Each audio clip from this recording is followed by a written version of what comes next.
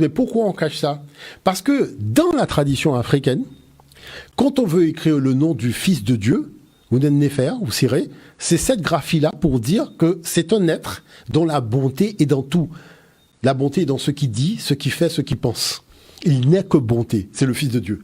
Et c'est avec cette graphie, le cœur surmonté de la croix, qu'on écrit donc son nom. Mais le cœur surmonté de la croix dans la chrétienté, c'est quoi? C'est censé être le symbole du Fils de Dieu.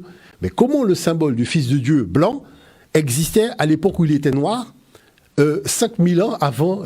Est-ce que vous voyez l'affaire? Donc, on se pose la question, est-ce que finalement, c'est pour noyer le poisson et donner le champ libre au christianisme qu'on a caché cette affaire-là? Parce que ça me rappelle les manuscrits de Nag Hammadi.